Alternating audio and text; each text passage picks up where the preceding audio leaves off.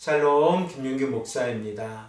오늘 우리들은 레위기 25장 23절에서 28절의 말씀을 근거해서 땅 무르기 그리고 구속이라는 제목을 가지고 함께 하나님의 말씀을 생각해 보겠습니다.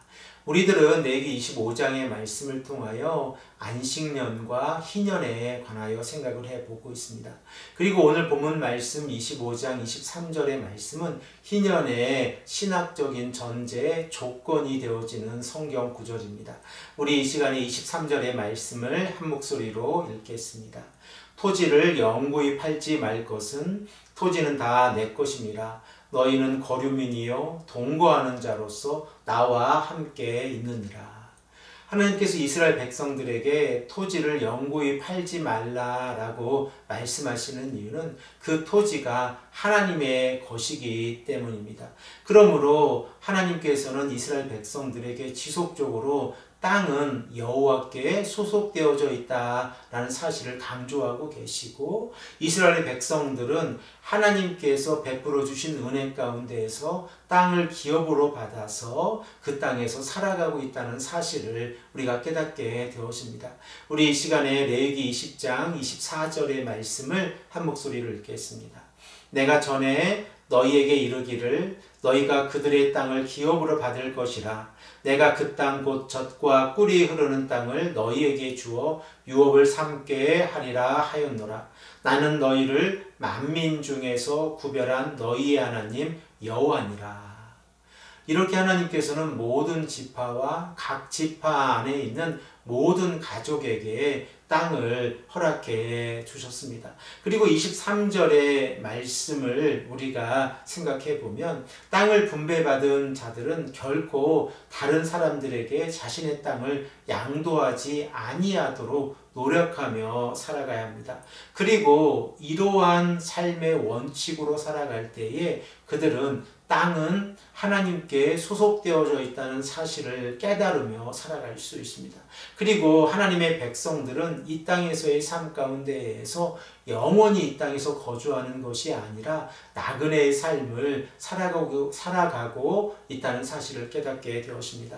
하나님의 은혜 가운데에서 이 땅의 삶이 나그네의 삶이라는 것을 깨달았을 때 우리들의 삶의 태도는 많은 변화를 가져오게 되었습니다.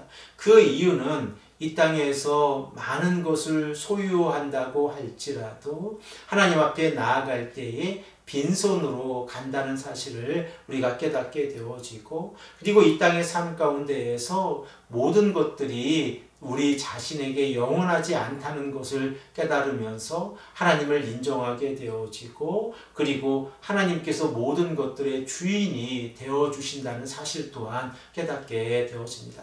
그리고 오늘 본문 말씀 24절에서 28절의 말씀을 보면 이스라엘 백성들이 각 지파 가운데에서 가족들이 땅을 기업으로 받게 되어졌는데, 부득불 경제적인 이유로 인하여 그 땅을 다른 사람들에게 양도하였을 때에 그 땅을 다시 찾아오는 과정에 관하여 우리에게 말씀하고 계십니다. 그리고 이러한 과정을 땅 무르기라고 표현하고 있는데, 이 표현을 영어적인 표현으로 생각해 보면 Redemption of the Land라고 하는 표현으로서 구속의 개념과 연결이 되어져 있습니다.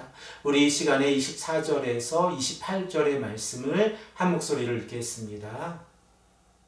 너희 기업의 온 땅에서 그 토지 무르기를 허락할지니 만일 내 형제가 가난하여 그의 기업 중에 얼마를 팔았으면 그에게 가까운 기업 물을 자가 와서 그의 형제가 판 것을 물을 것이요, 만일 그것을 물을 사람이 없고 자기가 부유하게 되어 물을 힘이 있으면 그 판 해를 계수하여 그 남은 값을 산자에게 주고 자기의 소유지로 돌릴 것이니라. 그러나 자기가 물을 힘이 없으면 그 판 것이 희년에 이르기까지 산자의 손에 있다가 희년에 이르러 돌아올지니 그것이 곧 그의 기업으로 돌아갈 것이니라. 하나님께서 24절에서 28절의 말씀에서 만일 어떠한 사람이 자신의 땅을 지키지 못하고 다른 사람에게 팔았을 때에 그 땅을 다시 찾아오는 과정을 세 가지 가능성을 가지고 우리에게 말씀하고 계십니다. 그 첫 번째 가능성은 이 땅을 판 자의 친척들이 그 땅을 다시 찾아오는 과정입니다. 그리고 26절의 말씀을 보면 이러한 사람을 물을 사람이라고 표현하고 있는데 히브리적인 표현으로 고엘이라고 하는 이 단어의 이 히브리적인 개념은 구속자라고 하는 의미입니다. 그러므로 만일 어떠한 사람이 자신의 땅을 지키지 못하고 다른 사람들에게 팔았을 때에 이 사람의 가족이 그 땅을 다시 찾아올 때에 그 의미를 물을 사람이라고 표현하고 있다는 사실을 생각해 보면 우리들은 희년의 정신을 통하여 하나님께서 언약의 백성들을 구속해 주신다고 하는 그 의미가 어떠한 배경 가운데 있는지를 다시 한번 생각해 볼 수 있습니다. 두 번째 가능한 방법은 만일 어떠한 사람이 자신의 땅을 잃어버렸다가 다시 찾아올 힘이 없었는데 친척들 또한 그 땅을 찾아오지 못했을 때 자신의 재력으로 다시 일어나서 그 땅을 찾아오는 방법입니다. 그리고 만일 이럴 경우에는 그 판회를 계수해서 남은 값을 산 자에게 주어지게 되어집니다. 그리고 28절의 말씀을 보면 친척도 이 사람을 도와줄 수가 없고 자신 스스로도 일어날 수 없게 되어졌을 때에 하나님께서는 희년의 이 제도를 통하여 땅을 산 자가 땅을 판 자에게 다시 그 땅을 돌려주어야 한다라고 말씀하고 계십니다.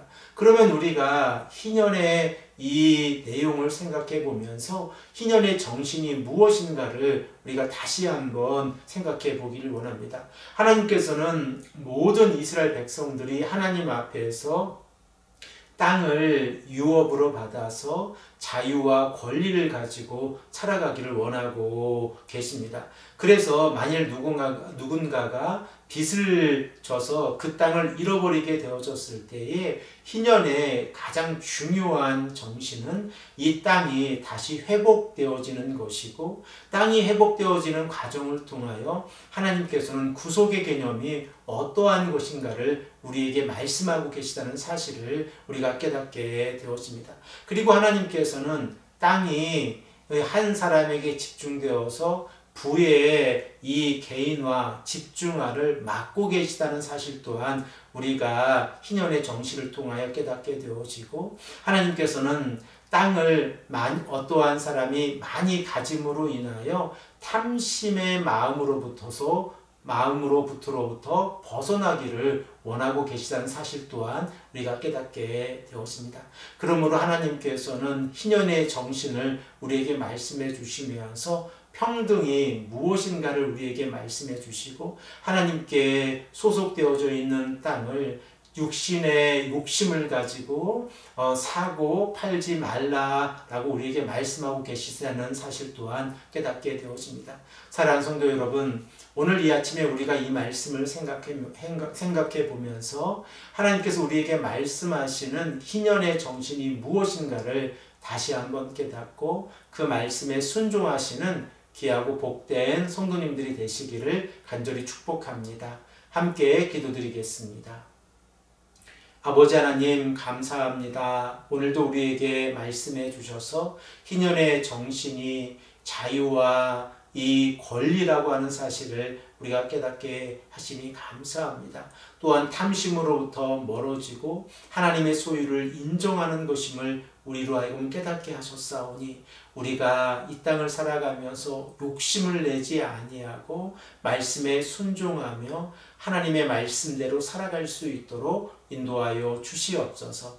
감사드리오며 사랑이 많으신 예수 그리스도의 이름으로 간절히 기도합니다. 아멘.